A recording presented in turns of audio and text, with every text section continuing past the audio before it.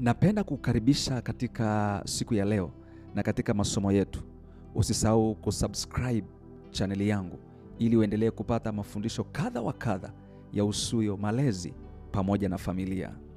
Karibu sana katika somo letu la leo, na leo natamani tujifunze kwa pamoja juu ya somo linalosema nguvu ya maneno ya mzazi kwa mtoto wake.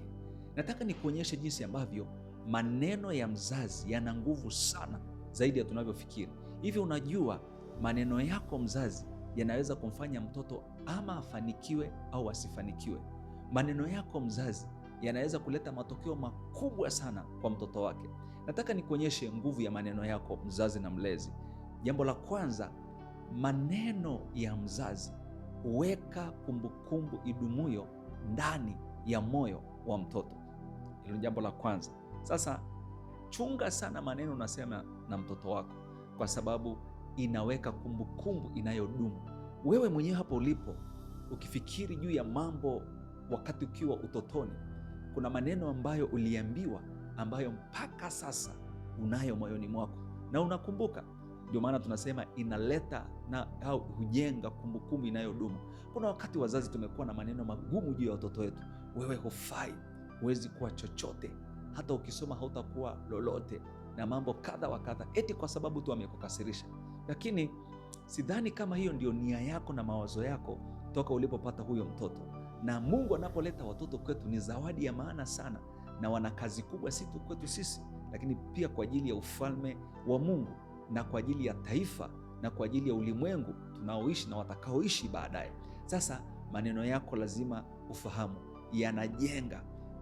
Kama umetabiri mambo mabaya juu ya mtoto wako na kuambia atakuwa hivyo hivyo, kama umemsemea mambo mabaya, huwezi chochote, huwezi kufanikiwa, na mambo kama hayo, huleta namna mbaya inayodumu ndani ya mtoto wako.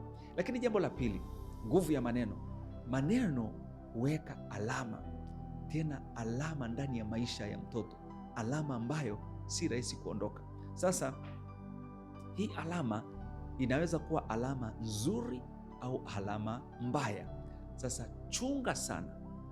Wakati mwingine unaweza kukutana na mtu anakuambia, hili jambo hata mama aliwahi kuniambia au baba aliwahi kuniambia, maana yake limeshaweka alama katika maisha yake.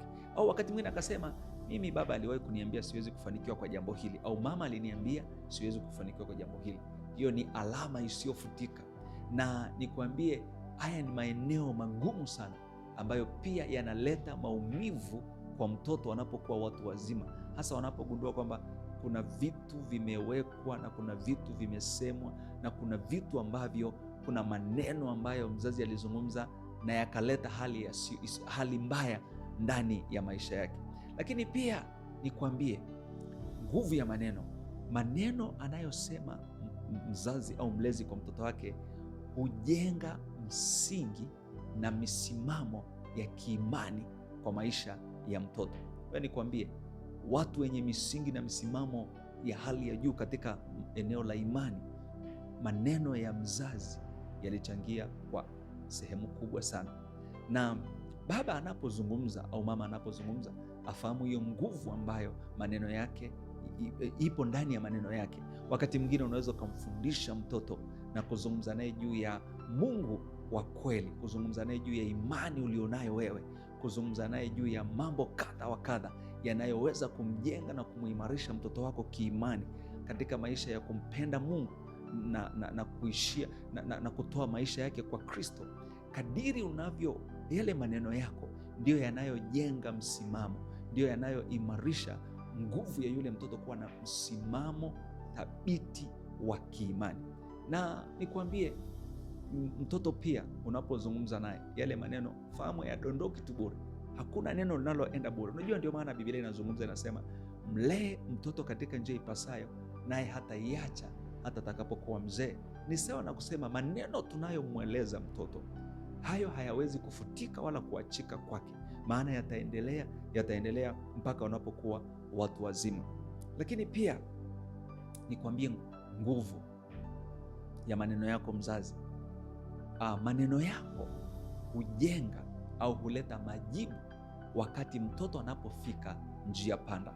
Unajua, katika malezi, wakati mwingine mtoto anaweza akafika mahali ambapo hana majibu, afanyaje, yuko mwenyewe, amekutana na changamoto na vitu kadha wa kadha na mambo kadha wa kadha.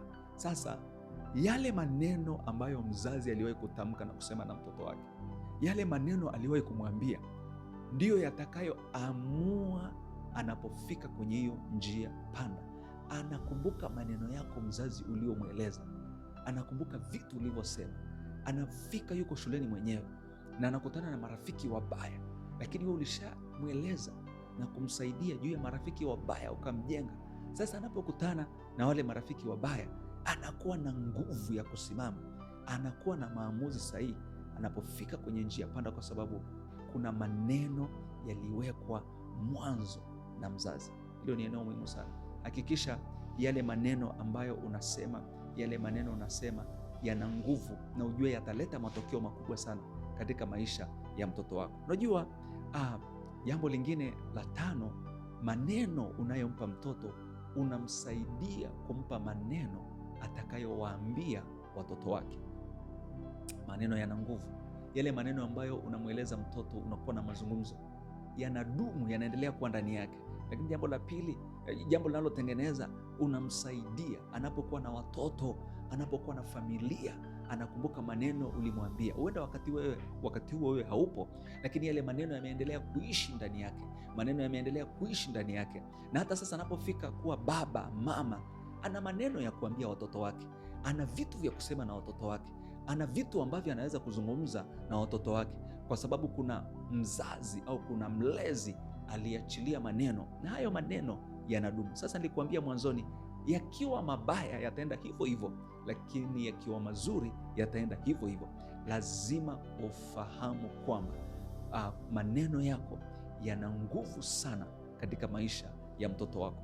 Lakini jambo la mwisho, maneno uliomweleza mtoto huleta faraja wakati wa mambo magumu. Watoto wanapopitia kwenye hali ngumu na mazingira magumu, wakati mwingine wanakosa mtu wa kuwasaidia, jamii inamtenga na vitu kadha wa kadha, lakini yale maneno uliomweleza yanaleta faraja anapopitia katika wakati mgumu. Ngoja nikupe mfano.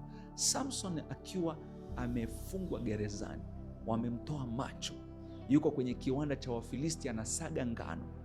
Maneno yaliyomsaidia na kumletea faraja na kufika mahali pa kufahamu kwamba anaweza kuomba msamaha mbele za Mungu kwa kosa alilofanya, na akamwambia Mungu, nipe nafasi moja tu hii nikulipizie kisasi. Ni maneno ambayo aliwahi kuelezwa na wazazi wake, na akiwa mwenyewe yakamletea faraja na nguvu ya kufahamu kwamba anaweza kurudi tena kwa Mungu wake. Nikwambie mzazi, mlezi, chunga sana maneno unayozungumza na mtoto wako, kwa sababu kila neno unalosema na mtoto wako yana matokeo makubwa sana katika maisha yake ya baadaye. Mungu akubariki. Usisahau kusubscribe chaneli yangu ili uendelee kupata mafundisho kadha wa kadha ya usuyo, malezi pamoja na familia.